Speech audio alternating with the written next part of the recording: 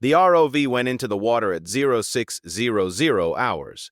Sarah stood at the monitor in the operations room and watched the feed as the vehicle descended into the North Atlantic. Aldus was at the controls. Two technicians managed the recording systems. Nobody talked, the kind of silence that settles over a room when everyone in it understands that what they are about to see is going to change something fundamental about what they thought they knew. The descent to 3,200 feet took 50 minutes.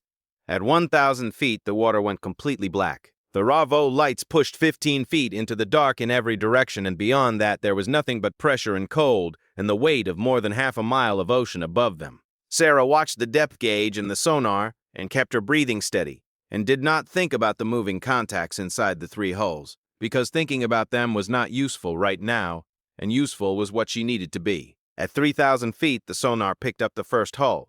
Aldus adjusted course without being asked. 11 years of working together meant they did not need to narrate the obvious to each other. He brought the ROV around in a slow arc, and the lights caught the bow of the USS Harmon, and everyone in the operations room went very still. She was intact. That was the first thing. The bow was clean and whole, the steel dark with 81 years of growth and rust, but solid and unbroken, riding the ocean floor the way a ship rides calm water. The hull number was visible just below the waterline. DD 678 USS Harmon, right where the sonar said she would be, right where she had been since November 14, 1943. Aldus brought the ROV slowly along the port side. The camera passed over the forward gun mount, still in place. The barrel pointed slightly skyward the way guns point when a ship is at battle stations, past the torpedo tubes, intact, past the midship superstructure, where the signal lamps and antenna masts were still in position, encrusted with marine growth but structurally whole, past the depth charge racks at the stern, still loaded, 81-year-old depth charges sitting in their racks at 3,200 feet, a ship frozen at the moment of going down, except she had not gone down the way ships go down. Sarah could see it clearly now that they were close. The Harmon was sitting on the bottom the way the Persephone had sat on the bottom in the stories she had read as part of her background research for this survey. Upright, level, placed. Not fallen, not broken, not the result of any sinking she had a model for in 11 years of finding things that had sunk. She had been set down. "Take me to the bridge," Sarah said.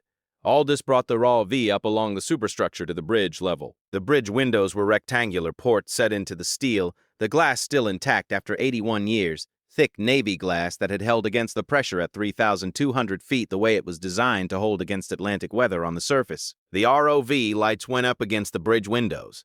Sarah leaned forward. The bridge was dark inside. She could see the outlines of instruments, and the helm and the chart table and the speaking tubes and all the equipment of a 1943 destroyer bridge, preserved in the cold and the dark for 81 years. She could see it the way you see things in deep water with lights against glass. Partially, in fragments, the edges of things catching the light while the center stayed dark. She was trying to make out the helm when she saw it. A figure. Standing at the back of the bridge, still. Upright. In the dark at the back of the bridge of the USS Harmon at 3,200, wearing what looked like a Navy uniform, standing the way a man stands when he is at his post and has been at his post for a long time and intends to remain at his post. Sarah did not say anything. She watched the figure. It did not move. It was facing the bridge windows, facing the ROV lights, standing in the dark and facing the light the way you face something you have been waiting for. "Aldus," she said quietly, "are you seeing this?" "I am seeing it," Aldus said. His voice was very flat. The figure moved, not much, not toward the window, just a slow turn of the head, the way a man turns his head when he has been looking at something for a long time and shifts his attention slightly.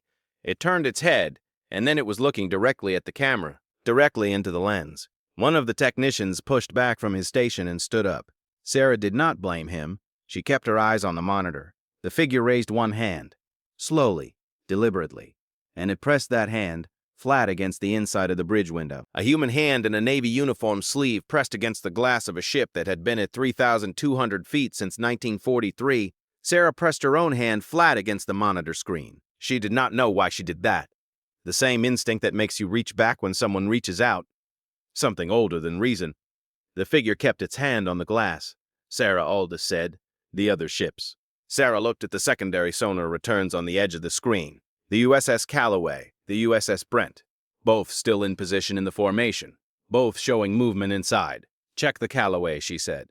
Aldus moved the ROV away from the Harmon and across the formation to the Calloway. Same condition, same intact hull, same upright position. He brought the ROV to the bridge windows of the Calloway and put the lights against the glass, 2 figures this time, standing at the bridge windows of the USS Calloway at 3,200 feet, side by side, both facing the light, both with their hands pressed against the glass before the ROV lights had been there for more than 10 seconds, like they knew to go to the windows, like they had been waiting for someone to come with a light, like they had been waiting for 81 years.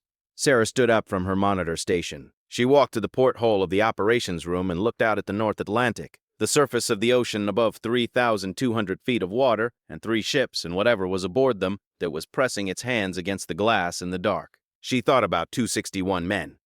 About November 14, 1943. About the official record that explained nothing. About the families who had gathered every year for 81 years with nothing to put in the space where answers should have been. She thought about a hand pressed against a bridge window at 3,200 feet. She turned back to Aldus. "I need to talk to the Navy," she said. "Tonight. Not their press office. Not their public affairs. I need to talk to someone who knows what happened on November 14th, 1943, and has been hoping nobody would ever find these ships." Aldus looked at her.